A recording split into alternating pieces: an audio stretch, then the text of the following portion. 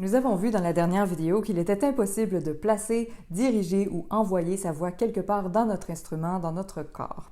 Si ça ne vous dit rien, le lien vers la vidéo en question apparaît juste en haut.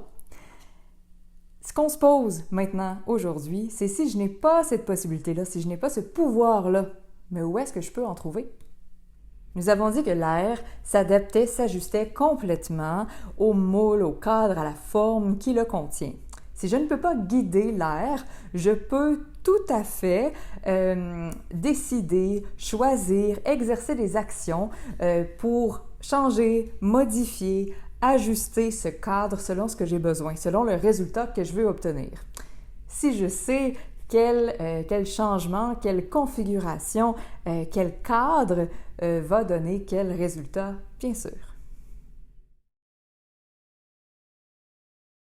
Là où j'ai du pouvoir, c'est sur les éléments, les structures qui forment ce cadre-là, ce moule-là.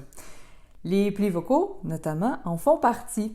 Donc, en plus de produire la fondamentale et ses harmoniques, leur degré de fermeture pendant la phase fermée et la surface de contact entre les plis vocaux, toujours pendant la phase fermée, va avoir un impact sur le cadre que l'air rencontre.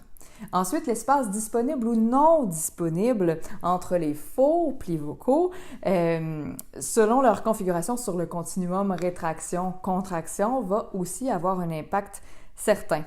Nous avons aussi du contrôle sur la largeur plus ou moins grande disponible à l'entrée du larynx par le sphincter arioépiglottique, la base de la langue, le constricteur supérieur du pharynx. Nous l'avons aussi sur le positionnement du voile du palais, de la langue, de la mâchoire, des lèvres, des cartilages thyroïdes, des cricoïdes, la largeur du pharynx. Bref, nous sommes loin d'être dans l'impuissance ou de manquer de marge de manœuvre. Les possibilités sont grandes pourvu que l'on connaisse et que l'on maîtrise assez notre instrument pour en profiter pleinement.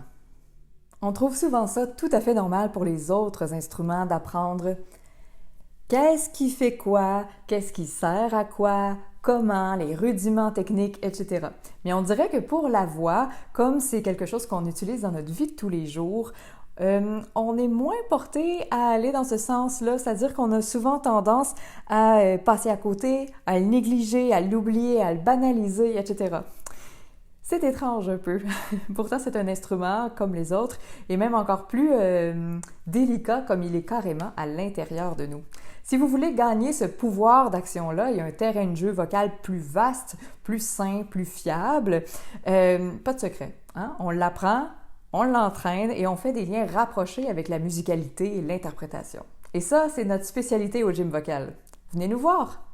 Vous trouverez juste en dessous un réchauffement vocal gratuit et un défi 4 jours pour améliorer un passage vocal difficile, gratuit aussi. N'hésitez pas!